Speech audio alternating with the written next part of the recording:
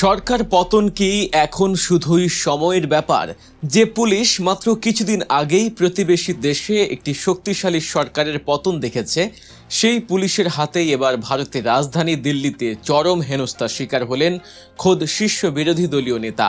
রাজপথে হাজার হাজার ছাত্র জনতার ক্ষোভ, পুলিশের বেধড়ক লাঠিচার্জ আর জলকামান দিয়েও যেন নেভানো যাচ্ছে না দ্রোহের আগুন।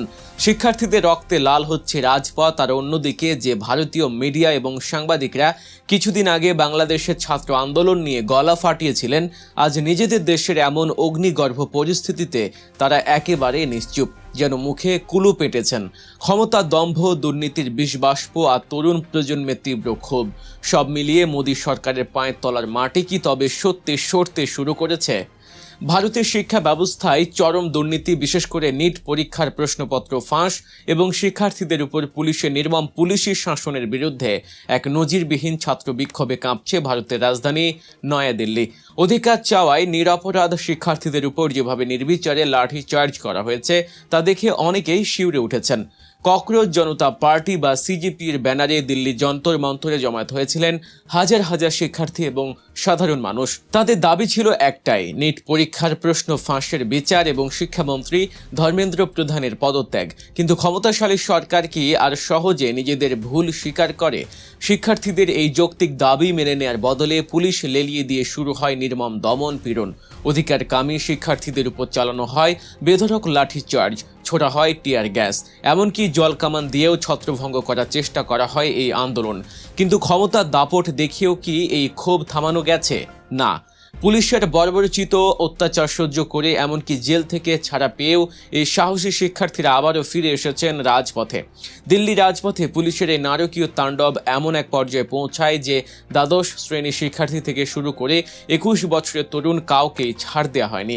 নারী পুলিশ সদস্যরা পর্যন্ত নারী শিক্ষার্থীদের চুল ধরে টেনে হিঁচড়ে প্রিজন ভ্যানে তুলেছে। কিন্তু মোদী প্রশাসন যতই ভয় দেখানোর চেষ্টা করুক না কেন, আন্দোলনকারীরাও সাফ জানিয়ে দিয়েছেন ভেতর থেকে পৌঁছে যাওয়া এই শিক্ষা ব্যবস্থা চলতে দেয়া যায় না।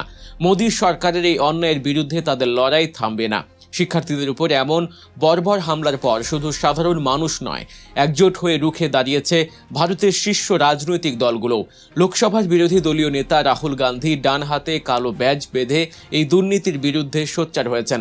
তিনি অত্যন্ত স্পষ্টভাবে অভিযোগ করেছেন যে গত এক দশকে ভারতে অন্তত 152টি প্রশ্ন ফাঁসের ঘটনা ঘটেছে, যা প্রায় 7.5 কোটি শিক্ষার্থী এবং তাদের পরিবারের জীবন ধ্বংস করে দিয়েছে। অথচ এত বড় বড় কেলেঙ্কারির পরও মোদী সরকারের অধীনে শাস্তি হয়েছে 0 জনের।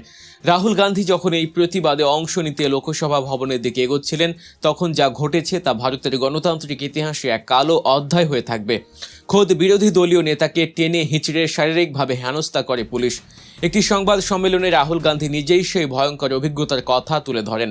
তিনি জানান, পুলিশ তাকে জোর করে সরিয়ে নেওয়ার সময় কয়েকজন পুলিশ সদস্য তার কানে ফিস ফিস করে বলছিলেন, এই সরকারকে হটান। অর্থাৎ যে পুলিশ সরকারের নির্দেশে লাঠি চালাচ্ছে, তাদের নিজেদের ভেতরেও এই সরকার নিয়ে চরম অসন্তোষ তৈরি হয়েছে।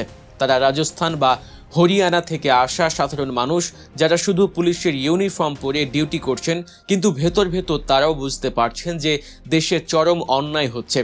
রাহুল গান্ধী সরকারের কাছে 3টি স্পষ্ট দাবি রেখেছেন। প্রথমত, শিক্ষামন্ত্রী ধর্মেন্দ্র প্রধানের পদত্যাগ। দ্বিতীয়ত, শিক্ষার্থীদের উপর হামলাকারীদের দৃষ্টান্তমূলক শাস্তি। এবং তৃতীয়ত, শিক্ষার্থীদের উপর ওই অমানবিক অত্যাচারের জন্য প্রধানমন্ত্রী নরেন্দ্র মোদীকে প্রকাশ্যে ক্ষমা চাইতে হবে। শুধু রাজনৈতিক নেতারাই নন, মোদী সরকারের উপর ক্ষোভ উগরে দিচ্ছেন ভারতের সুশীল সমাজ এবং বিনোদন জগত। দক্ষিণের জনপ্রিয় অভিনেতা ও মুখ্যমন্ত্রী জোসেফ বিজয় তার রাজনৈতিক দলের পক্ষ থেকে এই নিট পরীক্ষা পুরোপুরি বাতিলের দাবি জানিয়েছেন এবং বিজেপি সরকারের চরম ব্যর্থতাকে কাঠগড়ায় দাঁড় করিয়েছেন। অন্যদিকে ভারতের তুমুল জনপ্রিয় সঙ্গীত শিল্পী অরিজিৎ সিং সামাজিক যোগাযোগ মাধ্যমে অত্যন্ত কড়া ভাষায় আক্রমণ করেছেন সরকারকে। তিনি সরাসরি প্রশ্ন তুলেছেন, আপনারা তো এখন শিক্ষার্থীদেরও মারধর করছেন, নিজেদের কি ভগবান ভেবে নিয়েছেন? অরিজিৎ সিং সতর্ক করে দিয়েছেন যে এই অত্যাচার ইতিহাস মনে রাখবে এবং পরিবর্তনই একমাত্র ধ্রুবক। তার পাশাপাশি বর্ষিয়ান অভিনেত্রী শাবানা আজমি, নাসির উদ্দিন শাহের মতো ব্যক্তিত্বরাও শিক্ষার্থীদের পাশে এসে দাঁড়িয়েছেন। প্রখ্যাত সমাজকর্মী সোনম ওয়াংচু শিক্ষার্থীদের দাবিতে অনশন শুরু করলে তাকেও হাসপাতালে ভর্তি করতে হয়। এক কথায় ভারতের তরুণ সমাজ থেকে শুরু করে তারকারা সবাই আজ মোদী এবং বিজেপির স্বৈরাচারী আচরণের বিরুদ্ধে একজোট। তবে এই পুরো ঘটনার সবচেয়ে হতাশাজনক এবং হাস্যকর দিকটি হলো ভারতীয় মিডিয়ার চরম দ্বিচারিতা। এই তো কিছুদিন আগের কথা, বাংলাদেশে যখন কোটা সংস্কার আন্দোলন চলছিল তখন এই ভারতীয় মিডিয়াগুলো, বিশেষ করে কলকাতার কিছু চ্যানেল এবং তাদের সঞ্চালকরা রীতিমতো স্টুডিওতে লাফিয়ে লাফিয়ে খবর প্রচার করছিলেন। বাংলাদেশের অর্থনীতি ধ্বংস হয়ে যাচ্ছে, বাংলাদেশ দেউলিয়া হয়ে যাচ্ছে, এমন হাজারো উস্কানিমূলক কথা বলে তারা টিআরপি কুড়িয়েছেন। বিশেষ করে রিপাবলিক বাংলার সেই বহুল আলোচিত সাংবাদিক ময়ূখ রঞ্জন ঘোষের কথা নিশ্চয়ই আপনাদের মনে আছে, যিনি স্টুডিওর এক মাথা থেকে আরেক মাথায় দৌড়ে দৌড়ে বাংলাদেশের আন্দোলন নিয়ে চিৎকার করেছিলেন। কিন্তু আজ যখন নিজের দেশ ভারতের রাজধানী দিল্লিতে হাজার হাজার ছাত্র রাস্তায় নামছে, পুলিশ তাদের ছাত্রদের পেটাচ্ছে, বিরোধী দলীয় নেতাকে টেনে হিঁচড়ে গাড়িতে তুলছে, তখন কোথায় সেই ময়ূখ রঞ্জন ঘোষ? সামাজিক যোগাযোগ মাধ্যমে এখন তাকে নিয়ে রীতিমতো ট্রলের বন্যা বয়ে যাচ্ছে। নেটিজনরা পোস্টার বানিয়ে খুঁজছেন নিট পরীক্ষার প্রশ্ন ফাঁসের বিরুদ্ধে ছাত্র বিক্ষোভে উত্তাল দিল্লি, ময়ূখ রঞ্জন চুপ কেন?